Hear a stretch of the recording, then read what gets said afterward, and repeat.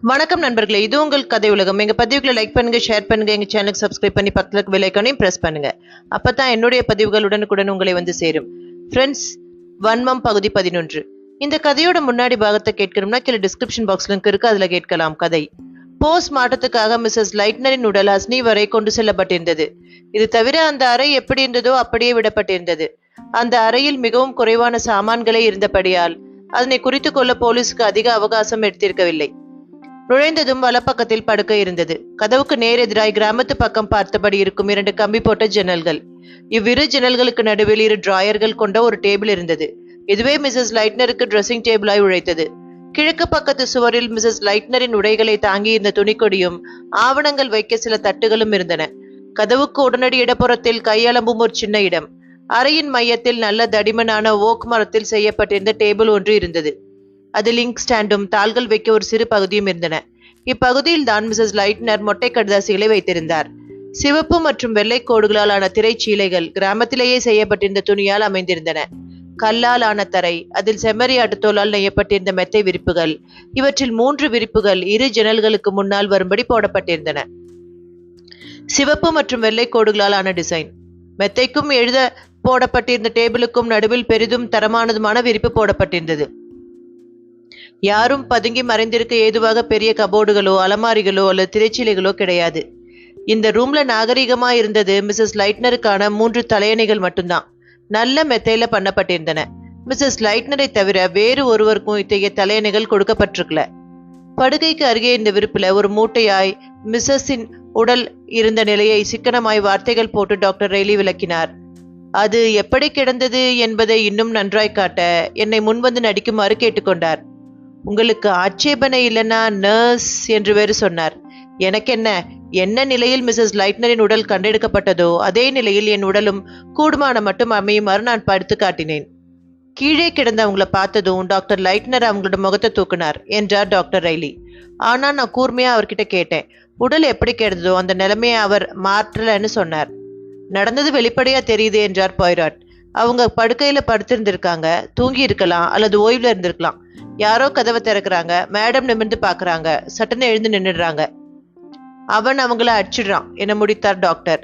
அந்த அடி மயக்கத்தையும் கூடவே மரணத்தையும் உண்டாக்கி இருக்கும். அதாவது அவர் டெக்னிக்கல் மருத்துவ வார்த்தைகளை போட்டு காயத்தை விளக்க ஆரம்பித்து விட்டார். அப்படின்னா நிறைய ரத்தம் வெளியேறி இருக்காதா என்றார் பாய்ராட். கிடையாது, ரத்தம் உள்ளூர மூளைக்குள்ளேயே கசிஞ்சிருக்கும். அப்படின்னா ஒரு விஷயம் தவிர எல்லாம் விளங்கிடுது என்றார் பாய்ராட். உள்ளே நுழைஞ்சவன் ஒரு அந்நிய மனுஷனா இருந்தா உதவி கேட்டு எதுக்காக மிஸ்ஸஸ் லைட்னர் உடனடியா கத்தல? அப்படி அவங்க கத்தி இருந்தா அது மற்றவங்களுக்கு கேட்டு இருக்கும். இங்கிருந்து நர்ஸ் லியோதரன் கேட்டிருப்பாங்க, எம்மாட் அந்த பையன், எல்லோருமே கேட்டிருப்பாங்க. இதுக்கு விட ஈஸியா கைமேலேயே இருக்கு என வறட்சியாய் சொன்னார் டாக்டர் ரெய்லி. ஏன்னா வந்தவன் ஒரு அந்நியன் கிடையாது. பாய்ராட் ஒப்புதலாய் தலையசைத்தார். எஸ் என்றார் சிந்தனையுடன். அந்த ஆளை பார்த்ததுல அவங்க ஆச்சரியப்பட்டிருக்கலாம், ஆனா நிச்சயமா பயந்துருக்க மாட்டாங்க. பிறகு அவன் அடிச்சதும் சின்னதா கதறி இருக்கலாம், ஆனா அது காலங்கடந்த ஒரு கதறல். மிஸ் ஜான்சன் கேட்ட கதறலா? எஸ், அப்படி ஒரு கதறல் அவங்க கேட்டிருந்தா. ஆனா இது எனக்கு சந்தேகமா தானே இருக்கு. இந்த களிமண் சுவர்கள் நல்ல கனமா எழுப்பப்பட்டிருக்கு. ஜன்னல்கள் மூடப்பட்டிருந்திருக்கின்றன. படுக்கை வரை நடந்து போனார் அவர். அவங்கள படுக்க வச்சுட்டு தான் நீங்க வெளியேறினீங்களா என்னை கேட்டார் அவர். நான் என்ன பண்ணியிருந்தேனோ அதை அப்படியே துல்லியமா அவருக்கு விளக்குனேன். 2 புத்தகங்களை அவங்க கிட்ட நான் கொடுத்தேன். சின்னது ஒண்ணு, நல்ல பெருசான இன்னொன்னு. வழக்கமா கொஞ்ச நேரம் படிச்சுட்டு அப்புறமா ஒரு குட்டி தூக்கத்துக்குள்ள போயிடுவாங்க. அப்போ அவங்க எப்படி சொல்வது, அந்த சமயத்துல அவங்க வழக்கம் போலத்தான் இருந்தாங்களா? கேள்வியை உள்வாங்கி கொண்டேன் நான். எஸ் என்றேன். பிறகு ஆமா, சாதாரணமா தான் தெரிஞ்சாங்க, சந்தோஷமாயும். அப்புறம் சொன்னேன், ஒரு சின்ன தயக்கம் இருந்துச்சு அவங்க கிட்ட. இது முந்தைய நாள் எல்லாத்தையும் அவங்க என்கிட்ட சொல்லி விட்டதால விளைஞ்ச கூச்சமா கூட இருக்கலாம். இப்படி சிலருக்கு ஆகிடுறது உண்டு. பாய்ராட்டின் கண்கள் டால் அடித்தன. எஸ், எனக்கும் அப்படி ஆகிறது உண்டு. பிறகு அரை முழுக்கும் ஒரு முறை பார்வையால் சுற்றி பார்த்தார் அவர். கொலைக்கு அப்புறமா நீங்க இங்க உள்ள மறுபடியும் வந்த போது எல்லாம் அப்படியே வச்சது மாதிரியே இருந்துச்சா? நானும் அரை முழுக்கவும் ஒரு முறை பார்வையால் சுற்றி பார்த்தேன். ஆமா, அப்படித்தான் நினைக்கிறேன். எதுவும் வித்தியாசமா தட்டுப்பட்டார் போல எனக்கு நினைவுல இல்ல. அவங்கள அடிக்க பயன்படுத்தியதை போன்ற ஏதாவது வெப்பன்ஸ் இல்ல. பாய்ராட் டாக்டர் ரெய்லியை பார்த்தார். உங்களுக்கு அப்போ என்ன தோணுச்சு? டாக்டர் முக்கியத்துவம் தந்து மறுபதில் அளித்தார். ஏதோ ஒரு நல்ல பலமான ஒன்று, பெரிய சைஸ்ல, கூர்மையான முனை இல்லாம, ஒரு சிலையின் வட்ட வடிவ அடிபாகம் போலன்னு வச்சுக்கலாம். அப்படிப்பட்ட ஒண்ணுதான் நான் அடிச்சு சொல்லல, நினைவு இருக்கட்டும். இது போல ஒண்ணுன்னு ஒரு உதாரணம் தான் தரேன். அடிக்கப்பட்ட அடி பெரும் பலத்துடனும் விசையுடனும் அடிக்கப்பட்டிருக்கு. பலமான ஓர் ஆளுடைய கையால அடிக்கப்பட்டிருக்கலாமா? எஸ், இருக்கலாம். ஆனா என்ன? டாக்டர் ரெய்லி மெதுவாய் பேசினார். மிஸ்ஸஸ் லைட்னர் முட்டி போட்டுட்டு உட்கார்ந்துருக்கலாம். இதுக்கு வாய்ப்பு இருக்கு. இந்த சமயத்துல நிற்பவனிடமிருந்து கொடுக்கப்படும் அடியின் அழுத்தம் ரொம்பவும் பலமானதா இருக்கணும்னு அவசியம் கிடையாது. முட்டி போட்டுக்கிட்டா முணுமுணுத்தார் போய்ராட். இது என்னோட ஒரு சின்ன யூகம் தான் என்று தான் சொன்னதை சரி செய்தார் டாக்டர் ரெய்லி. இப்படித்தான் நடந்திருக்குன்னு நமக்கு எடுத்துக்காட்ட நம்ம கையில சாட்சிகள் கிடையாது. ஆனா இது சாத்தியம்தான். கரெக்ட். சந்தர்ப்ப சூழ்நிலையை வச்சு பார்க்கும்போது இது ஒன்றும் வேடிக்கையான ஒரு யூகம் கிடையாதுன்னு நீங்க ஒத்துப்பீங்க. அவங்களுக்குள்ள உண்டான பயம், கத்தி கதறி உதவி தேட அவகாசம் கிடையாது என்பதை கோடிட்டு காட்டியிருக்கும். உடனே கெஞ்சியாவது தப்பிக்கணும் எனும் ஒரு நிலைக்கு அவங்க தள்ளப்பட்டிருக்காங்க. எஸ் என்றார் பாய்ராட் சிந்தனையுடன். இதுவும் ஒரு ஐடியா தான். ஆனா உப்பு சப்பற்ற ஐடியா நினைத்து கொண்டேன் நான். எதிராளியிடம் முட்டியிட்டு அமரும் நிலையில் என்னால் மிஸ்ஸஸ் லைட்னரை ஒரு கணம் கூட கற்பனை பண்ண முடியவில்லை. பாய்ராட் மெதுவாய் அறையை சுற்றி வந்தார். ஜன்னல்களை திறந்தார். கம்பிகளை பரிசோதித்தார். அவற்றுக்கு இடையில் தலையை விட்டு பார்த்தார். உடலில் வேறெந்த பாகமும் மேற்கொண்டு நுழையாது என்பதை சரிபார்த்து கொண்டார். நீங்க அவங்கள கண்டெடுத்த போது ஜன்னல்கள் மூடி இருந்தன என்றார் பாய்ராட். நீங்க அவங்கள 12:45 விட்டுட்டு போன போதும் இந்த ஜன்னல்கள் மூடி இருந்துச்சா? ஆமா, இது எப்பவுமே மத்தியான பொழுதுல மூடியேதான் இருக்கும். வரவேற்பறையிலோ அல்லது டைனிங் ரூம்லோ இருக்கிறது போல பூச்சிகள் உள்ளே வராம தடுக்கும் தடுப்புகள் இந்த ஜன்னல்களுக்கு கிடையாது. எனவே பூச்சிகள் வராமல் இருக்க மூடியேதான் இருக்கும். திறந்திருந்தாலும் யாரும் ஜன்னல் வழியா உள்ள நுழைஞ்சிட முடியாது என்று சொல்லிக் கொண்டார் பாய்ராட். சுவர்களை எல்லாம் தடிமனான களிமண் சுவர்கள். பக்கவாட்டு கதவுகள் கிடையாது. எஸ், ரூம்குள்ள வர ஒரே ஒரு வழிதான் இருக்கு. நிலைக்கதவின் வழியாக. அறையின் இந்த நிலைக்கதவுக்கு வர ஒரே ஒரு வழிதான் இருக்கு. முன்பக்கத்து மையச்செடி பகுதி வழியாக. இந்த மையப்பகுதிக்கு ஒரே ஒரு வழிதான் இருக்கு. அது நுழைவாயில் வளைவு வழியாக. இந்த நுழைவாயில் வளைவுல 5 நபர்கள் இருந்திருக்காங்க. இந்த 5 பேரும் ஒட்டுமொத்தமா ஒரே கதையைத்தான் சொல்றாங்க. அவங்க பொய் சொல்றதா எனக்கு தெரியல. நோ, அவங்க பொய் சொல்லல. பேசாம இருக்கும்படி அவங்களுக்கு யாரும் கிம்பளம் தந்து வாயடைக்கல. கொலைக்காரன் இங்கே இருந்திருக்கான். நான் எதுவும் சொல்லவில்லை. வட்டமேஜையை சுற்றி நாங்கள் அனைவரும் கூடிய போது இதையே நான் சற்று முன் நினைக்கவில்லை. மெதுவாய் அறையை குடைந்தார் பாய்ராட். டிராயரில் இருந்து ஒரு புகைப்படத்தை எடுத்தார். வெள்ளை நிற ஆட்டுதாடி வைத்திருந்த ஒரு முதியவரின் புகைப்படம். என்னை விசாரிக்கும் தொனியில் அவர் பார்த்தார். மிஸ்ஸஸ் லைட்னரின் அப்பா என்றேன் நான். அப்படித்தான் அவங்க என்கிட்ட சொன்னாங்க. அதை வைத்துவிட்டு ட்ரெஸ்ஸிங் டேபிளில் இருந்த பொருட்களின் மேல் கண்பதித்தார் அவர். அனைத்தும் ஆமை ஓடுகள். சிம்பிள், ஆனால் அழகானவை.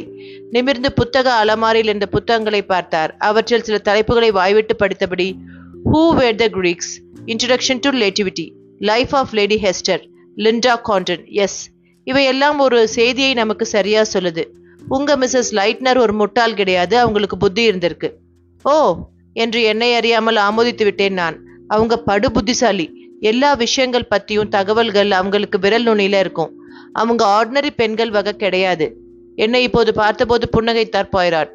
அவங்க ஆர்டினரி பெண்கள் வகை கிடையாது என்றார் அவரும். இதை நான் உணர்ந்துட்டேன். மேற்கொண்டு நகர்ந்தார். நிறைய பாட்டில்களும் கிரீம்களும் வைக்கப்பட்டிருந்தன.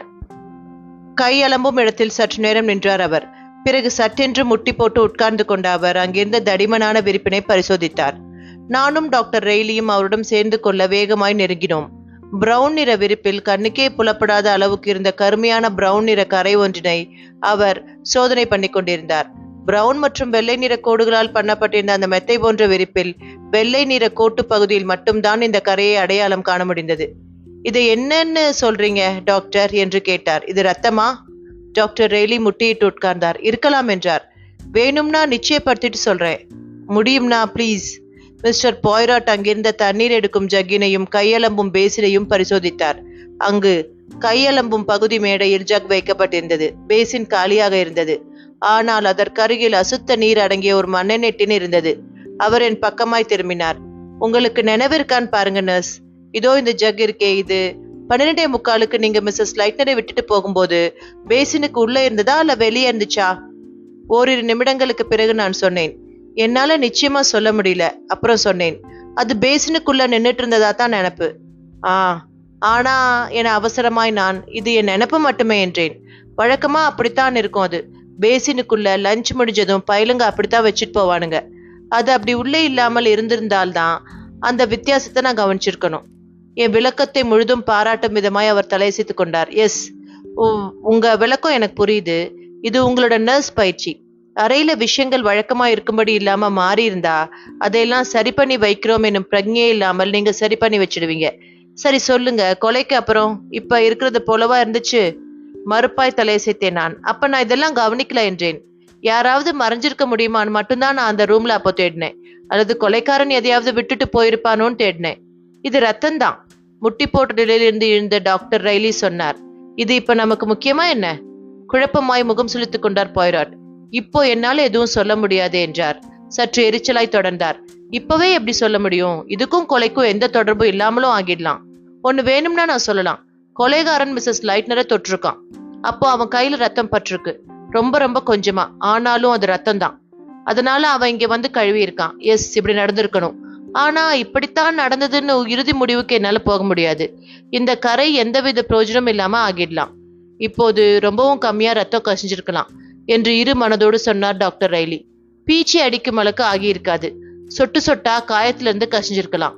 அப்கோர்ஸ் அவ மறுபடியும் மேடமை பரிசோதிக்க வந்திருந்தாதான் இது தெரிஞ்சிருக்குமே ஒழிய. நான் சிறு நடுக்கம் கொண்டேன். பயங்கரமான ஒரு காட்சி என் மனத்திரையில் உதித்தது. யாரோ ஒருத்தனுடைய முகம். அந்த போட்டோகிராபிக் பையனை போல அழகு ததும்பி அப்பெண்மணியை அவன் போட்டு தள்ளுகின்றான். பிறகும் வெறியடங்காமல் மிஸ்ஸஸ் லைட்டனின் அருகாமையில் உட்கார்ந்து தனது விரலால் காயப்பகுதியில் எதையோ தேடுகின்றான்.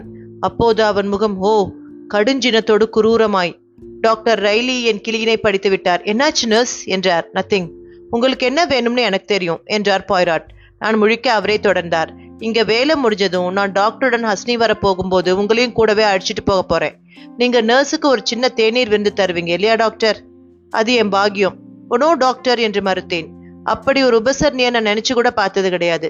மிஸ்டர் பாய்ராட் செல்லம்மா என் தோளில் ஒரு தட்டு தட்டினார். மேடம், நீங்க என்ன பண்ணும்னு சொல்லப்படுதோ அதை நீங்க செய்றீங்க என்றார். இதுல எனக்கு ஒரு அனுகூலமும் இருக்கு. உங்ககிட்ட மேற்கொண்டு விவாதிக்க நிறைய இருக்கு. அதை இங்க பண்ண முடியாது. டாக்டர் லைட்னர் அவரோட மனைவிய பூஜை பண்றார்.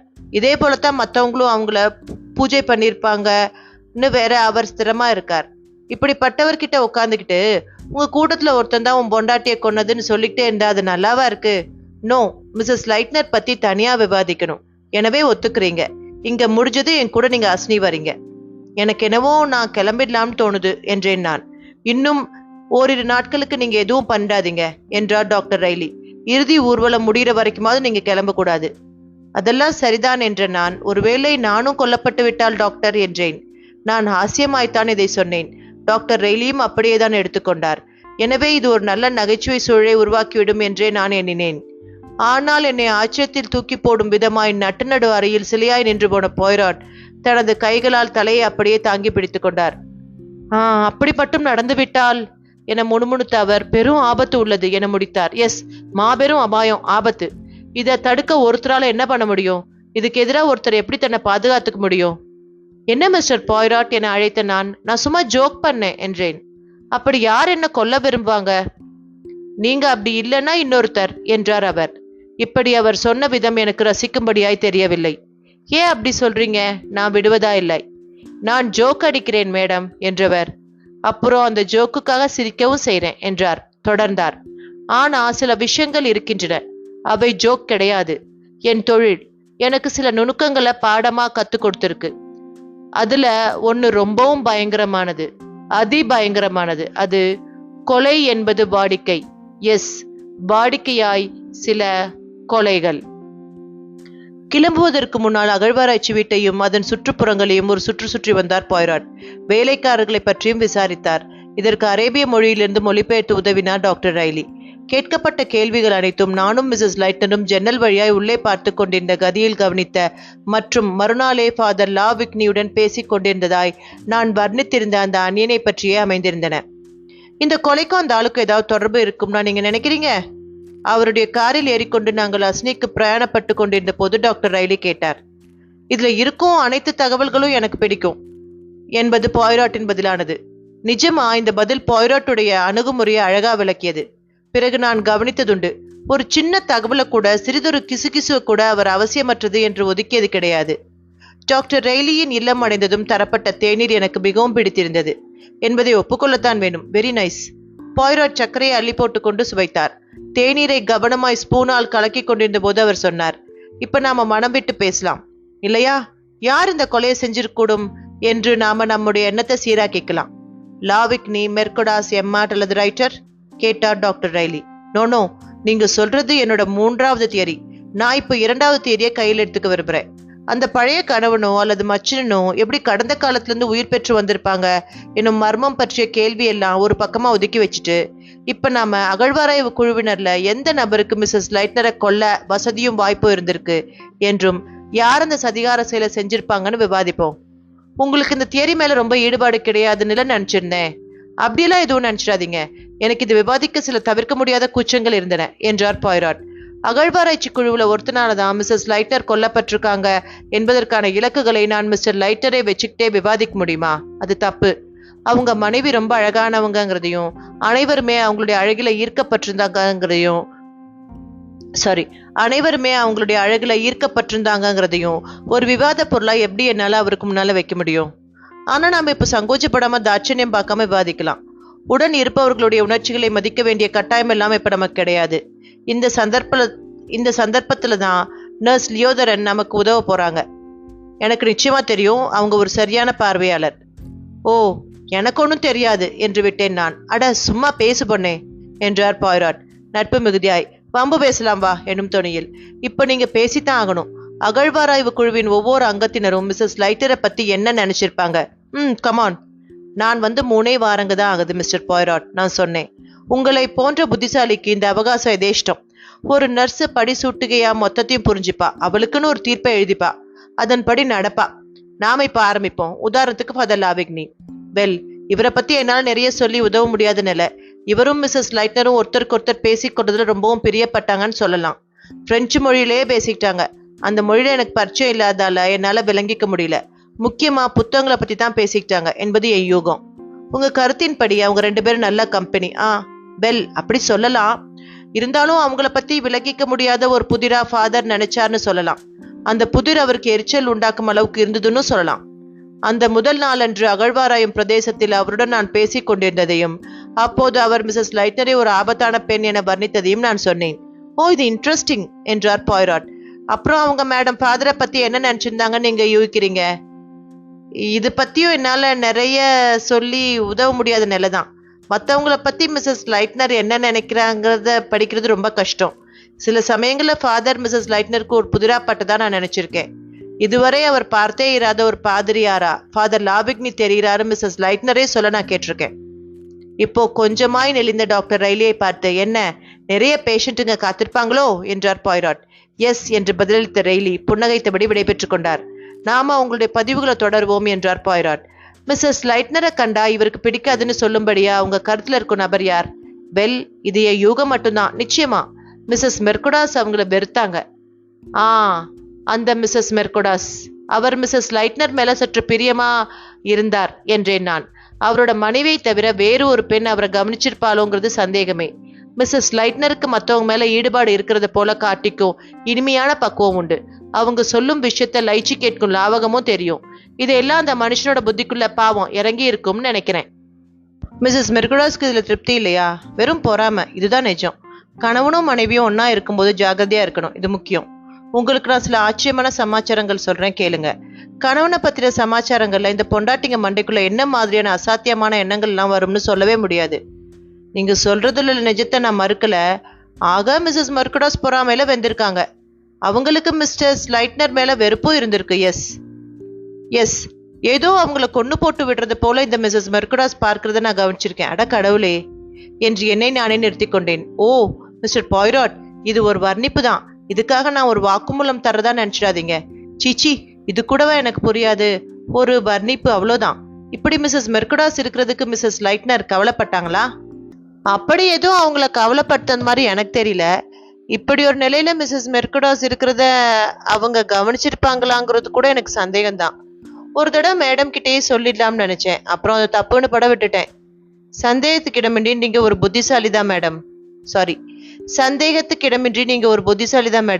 சரி, மிஸ்ஸஸ் மெர்குடாஸ் அவங்க உணர்வுகளை வெளிப்படுத்திய விதத்தை குறிப்பிட்டு காட்ட ஏதாவது சந்தர்ப்பங்களை உங்களால உதாரணமா காட்ட முடியுமா?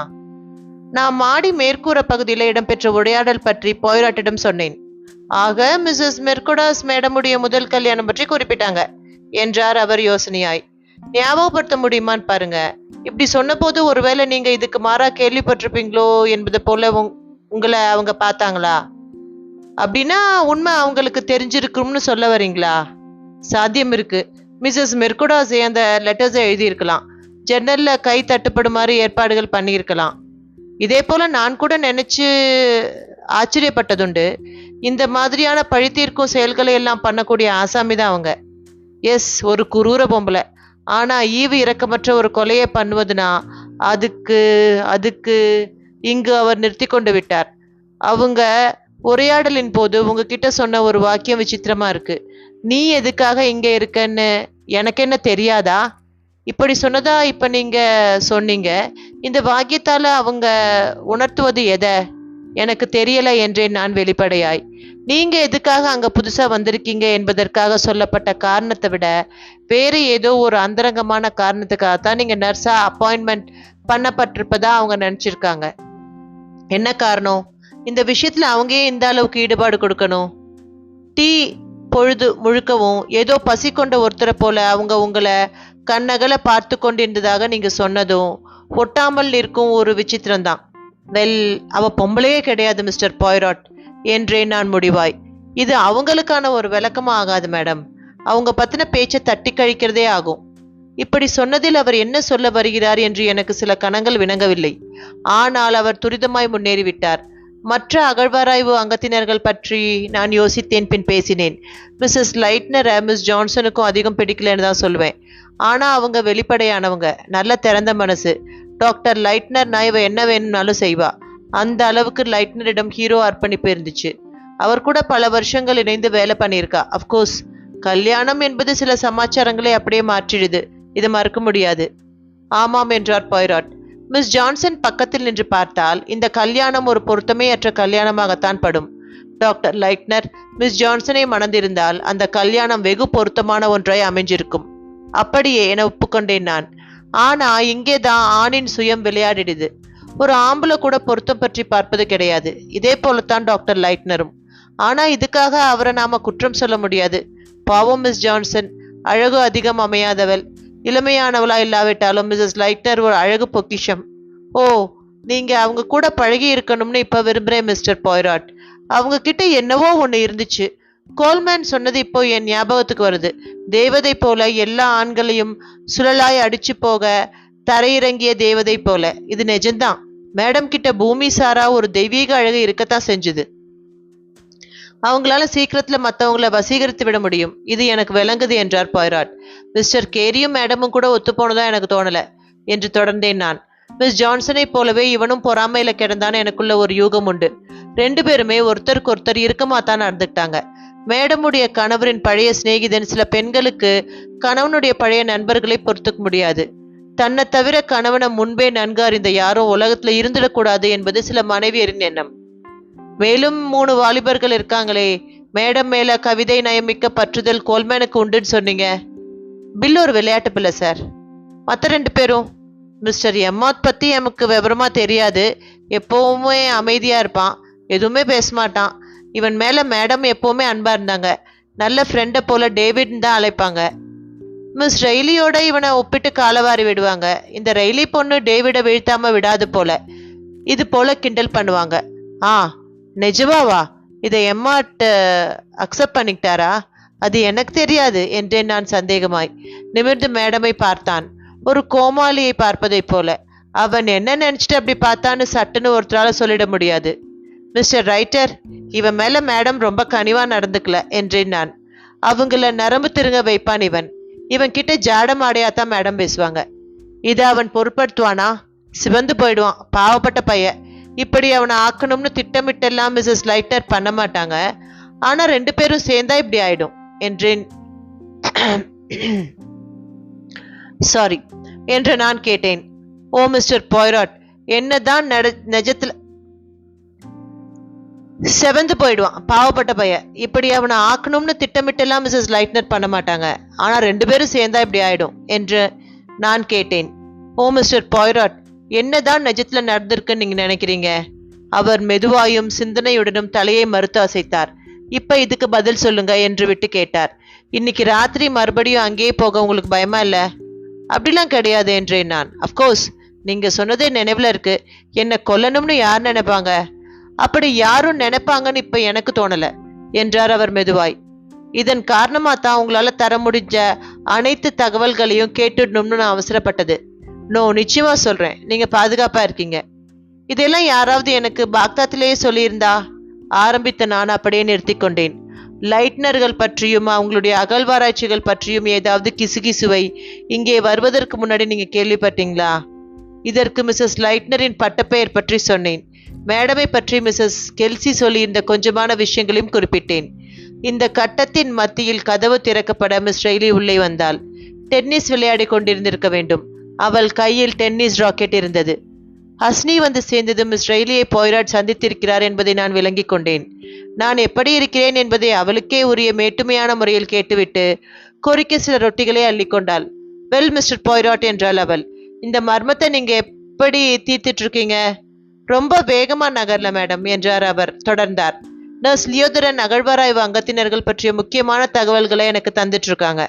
கொலையான பெண்மணியை பற்றியும் நான் நிறைய தகவல்கள் கிடைக்க பெற்றேன்.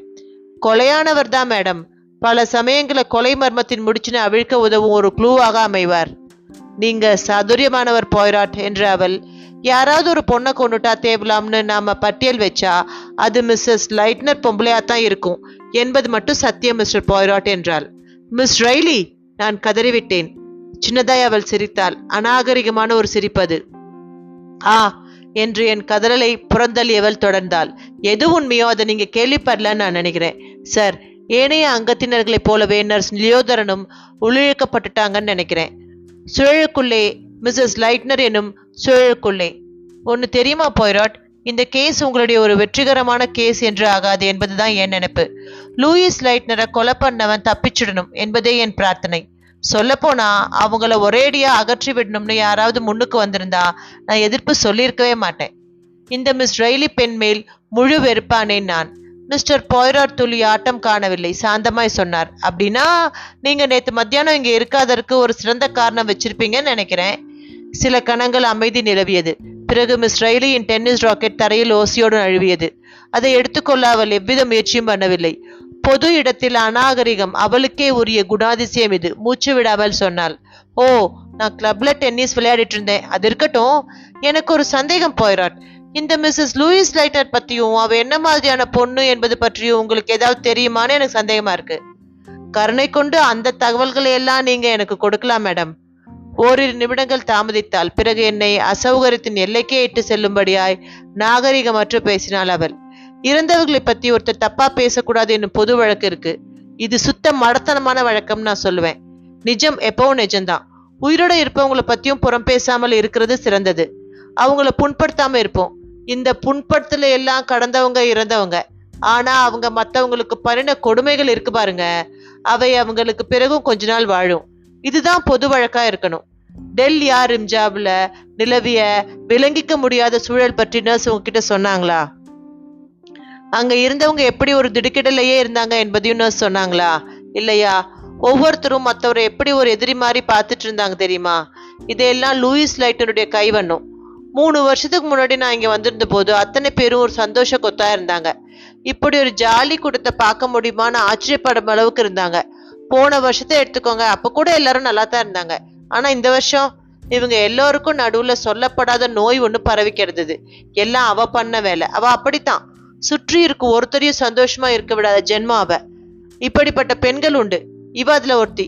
வீட்டுக்குள்ள ஏதாவது ஒரு கலவரத்தை உண்டு பண்ணிக்கிட்டே இருக்கணும். இதுதான் மிஸ்ஸஸ் லைட்னர். சும்மா விளையாட்டுக்காக இருக்கலாம், அல்லது தன் சக்தியை காட்டிக்கொள்வதற்காக இருக்கலாம், அல்லது இதுதான் அவ குணமாவும் இருக்கலாம். ஆனா இப்படித்தான் பண்ணிக்கிட்டே வாழைவா. உறவுகளை சிதைப்பது, மேலும் தன் கை கெட்டும் தூரத்தில் இருக்கும் அத்தனை ஆம்பளைங்களையும் வளைச்சு போட்டுடும் என்னும் பொம்பளைங்க வகை அவ. மிஸ் ரெய்லி என அலறினேன் நான். இதெல்லாம் உண்மையே கிடையாது. நீங்க சொல்றது அத்தனையும் பொய்ன்னு எனக்கு தெரியும். நான் இங்கு இருக்கிறேன் என்ற கவனிப்பே அற்று அவள் தொடர்ந்து கொண்டிருந்தாள். அவ புருஷன் மட்டும் அவளை பூரிச்சு பார்த்துட்டு இருக்கிறது பத்தாது அவளுக்கு. மெர்கோடாச கைக்குள்ள போட்டுக்கிட்டா, முட்டாளா ஆக்கினா அவரை. அப்புறம் இந்த பில் பைய கால் ரைட்டர் ஒரு உணர்ச்சி பூர்வமான ஆசாமி. அமுக்கு அவனையும். இந்த டேவிட் கூட அடிச்ச கொட்டத்தை நான் சொல்ல வேண்டியதில்லை. டேவிட் அவளோட அழக ஆராதிச்சான். ஆனா மயங்கிடல. அந்த பொம்பளை எந்த ஆணோடையும் மனசார நட்பு வச்சுக்கல என்பது அவனுக்கு தெரிஞ்சிருக்கணும். புத்திசாலி. இதனால தான் நான் அவளை அடிவர வெறுக்கிறேன். உணர்வுகளுக்கு மதிப்பு தராதவ. ஆண் தொடர்பெல்லாம் அவளுக்கு கூடாது. உடன் இருப்பவர்களை கலக்கிவிட்டு எழுப்பி ஒருத்தரைக்கொருத்தர் எதிரியா ஆக்கி விடுவது அவளோட வேடிக்கை. அவ யார் கூடனும் சண்டைன்னு எதையும் வச்சுக்கவே மாட்டா. ஆனா அவ இருக்கும் இடத்துல நிச்சயம் சண்டை உண்டாகிடும். சண்டை உண்டாகுமாறு நிச்சயம் பார்த்துப்பா அவ. அவளுக்கு ஏதாவது ஒரு குழப்பம் அரங்கேறிக்கிட்டே இருக்கணும். ஆனா அதுல அவ ஒரு பாத்திரமா இருக்கிறத மட்டும் தவிர்த்துடுவா. பொம்மலாட்ட கயிறை அசைப்பவ அவ. பொம்மைகளுக்குள்ளேதான் போராட்டமே. என்ன நான் சொல்வதில் ஏதாவது விளங்குதா? சொல்ல போனா உங்களுக்கு தெரிஞ்சிருக்கிறத விடவே அதிகமா விளங்கிடுச்சு என்றார் பாய்ராட். இப்படி அவர் சொன்னதன் அர்த்தத்தை என்னால் பிரிக்க முடியவில்லை. கடுங்கோபம் கொண்டவராய் அவர் தெரியவில்லை. ஆனால் அவர் சொன்ன விதம் அது அதை எப்படி சொல்வதென்று தெரியவில்லை. ஷீலா ரெய்லிக்கு அது பிடிபட்டு விட்டதைப் போல அவள் முகஞ்சி வந்து போனாள். நீங்க எந்த கருத்தை வேணும்னாலும் தேர்ந்தெடுத்துக்குங்க என்றாள் அவள். ஆனா நான் சொல்வதுதான் சரியான கருத்துன்னு அடிச்சு சொல்லுவேன். அவ ஒரு சாமர்த்தியமான பொம்பளை. அவளுக்கு போர் அடிச்சு போயிடுச்சு. அதனால ஏதாவது பரிச்சை பண்ணி பார்க்க விரும்பினா மனுஷங்களோட. மற்றவங்க எப்படி அமிலங்களை கலந்து பரிசோதனை செய்வாங்களோ அப்படி. ஜான்சன், மெர்குடாஸ் யாரத்தான் அவர் விட்டு வச்சா? என்னையும் தான் பத்தோட நினைச்சா. ஆனா ஒவ்வொரு தடவையும் தோத்தா. மனுஷங்களை பத்தின விஷயங்களை தெரிஞ்சு வச்சுக்கிட்டு அந்த மனுஷங்களுக்கு எதிராக தூக்கி பிடிக்கிறது அவளுக்கு சகஜம். இதை பிளாக்மெயில் என்பது போல எடுத்துக்க வேணாம். எனக்கு தெரியும் என்பதை பறைசாற்றுவதில் ஒரு திருப்தின்னு எடுத்துக்கணும். இதனால அந்த எதிராசாமி தெரிந்துவிட்ட தகவல்களை வச்சுக்கிட்டு அவ என்ன பண்ணிடுவாளோன்னு பயந்தே வாழணும். இந்த அழகுல அவ ஒரு கலைஞர் வேற. அவ புருஷன் கேட்டார் பாய்ராட். அவரை எந்த கட்டத்திலும் புண்படுத்த அவ விரும்பினது கிடையாது என்றாள் மிஸ் ஷீலா ரெய்லி மெதுவாய். அவருக்கு மிக இனிமையானவளா அவ இருந்ததை தவிர கடுமையா இருந்ததா எனக்கு எந்த சம்பவமும் தெரியாது. அவர் மேல அதிக பிரியம் வச்சிருந்தான்னு நினைக்கிறேன். மொத்தத்துல அவர் இனிமையானவரை. தன் அகழ்வாராய்வு உண்டு, பரிசோதனைகள் உண்டு என்னும் உலகத்துல சுற்றப்பட்டவர். அந்த அம்மாவையும் டாக்டர் லைட்னர் ஆராதிச்சார். ஒழுங்கா எப்படி வேலைகளை பண்ணுவதுன்னு கற்றுக் கொடுத்தார். இது சின்ன பெண்களுக்கு எரிச்சல் ஊட்டும். புருஷன்காரன் தொடத்துக்கிட்டே எப்ப பாரு சொல்லி கொடுத்துக்கிட்டே இருந்தா அது எந்த பொண்ணுக்கு தாளாது. ஆனா அவளுக்கு எரிச்சல் வரல. ஒரு வகையில அவ கூட அவர் வாழ்ந்ததை ஒரு முட்டாளின் கூடாரத்தில் வாழ்ந்தார்னு வர்ணிக்கலாம். ஆனா அவரை பொறுத்தவரை அவர் சொல்லி கொடுத்தபடியே அந்த அம்மா நடந்துகிட்டதால அந்த வாழ்வு ஒரு முட்டாள் கூடார வாழ்வா அமையல. இப்போ சட்டென்று என் பக்கமாய் திரும்பினாள் அவள். ரிச்சர்ட் கேரி பத்தி நீ என்ன சொல்லி வச்சிருக்க? மிஸ்டர் கேரி பத்தி என்று நான் ஆச்சரியப்பட்டு கேட்டேன். அவளையும் கேரியும் பத்தி. வெல் என்று நான் 2 பேருக்கும் அதிகம் ஒத்து போகலன்னு சொன்னேன் என்றேன். கலகலவென்று வெடிச்சிரிப்புக்குள் வீழ்ந்தாள் அவள். அதிகம் ஒத்து போகல. நீ பாத்தியா? அந்த பொம்பளை மேல தலைக்கு மேல காதல் கொண்டு வாழ்ந்தான் அவன். ஆனா அவன் டாக்டர் லைட்னரையும் மதிப்பும் மரியாதையுமா மனசுல வச்சிருந்ததால இந்த காதல் அவனை சின்ன பின்னமாக்கியது. டாக்டர் லைட்னர் பல வருஷங்களா கேரி நண்பர். இது போதாத அவளுக்கு 2 நண்பர்களுக்கு நடுவுல விரிசல் ஏற்படுத்த வந்து நின்னா புண்ணியவதி. இத்தனை இருந்தாலும் நான் நினைச்சதுண்டு. என்னது அது? சிந்தனைக்குள் விழுந்த அவள் முகம் சுணங்கியது. கேரி அழகானவன், தகிக்கும் ஆண்மை சுந்தரன். அந்த பொம்பளையும் தேவதை போன்றவ, குளிர்ச்சியான பெண்மை மிகுந்தவ. அவ தனது குளுமையை அவனுடைய வெப்பத்துக்குள்ள உருக விட்டுருப்பாளோன்னு நான் நினைக்கிறதுண்டு. துக்கித்தனமா நீங்க பேசிட்டு இருக்கீங்க என்று விட்டேன் நான். அது என்ன நாக்கா கத்தியா? அவங்க 2 பேரும் ஒருத்தருக்கு ஒருத்தர் சரியா பேசிக்கிட்டது கூட கிடையாது. ஓ அப்படியா என்றபடி என் பக்கமாய் திரும்பினாள் அவள். உனக்கு ரொம்ப தெரியுமோ? வீட்டுக்குள்ளேதான் அவன் மிஸ்டர் கேரி, அந்த அம்மா மிஸ்ஸஸ் லைட்னர். ஓகே, வெளியில? எஸ், 2ம் வெளியில சந்திச்சுக்குங்க. அப்படியே நதிக்கரை வரை நடந்து போவா அவ. அகழ்வாரை வேலையை 1 மணி நேரத்துக்கு மேல ஒத்தி வச்சுட்டு இவனும் சரியா அங்க போயிடுவான். அங்க இருக்கும் மரக்காடுகளுக்குள்ள 2 பேரும் சந்திச்சுப்பாங்க. அவன் அந்த அம்மாவை விட்டு அகழ்வாராயம் பகுதிக்குள்ள திரும்பியதையும் போகும் அவன் முதுகையே பார்த்துக்கிட்டு அந்த அம்மா நின்னதையும் நான் ஒரு தடவை கவனிச்சிருக்கேன். நான் ஒரு பெண் பூனைன்னு நினைக்கிறேன். அப்போ நான் அவங்க முகத்தை கவனிச்சேன். அவன் மேலத்தான் எத்தனை கரிசனம் அந்த முகத்துல. இப்போது அவள் பாய்ராட்டை பார்த்தாள். உங்க கேஸ்ல தலையை நுழைச்சதுக்கு மன்னிக்கணும் என்றாள். ஆனா உங்களுக்கு சரியான தகவல் தரப்படணும் இல்லையா? அறையை விட்டு வெளியேறி விட்டாள். மிஸ்டர் பாய்ராட் என கத்தினேன் நான். அவ சொன்னதுல ஒரு வார்த்தையை கூட நான் நம்ப போறதில்ல. என்னை அவர் பார்த்தார், பிறகு சிரித்தார். மிஸ் ஷீலா ரெய்லி இந்த வழக்குக்கு கொஞ்சம் வெளிச்சம் போட்டு காட்டியிருக்காங்க என்பதை மட்டும் நர்ஸ் நீங்க மறுக்கவே முடியாது என்றார். என்ன அர்த்தம் இதற்கு? தொடரும்.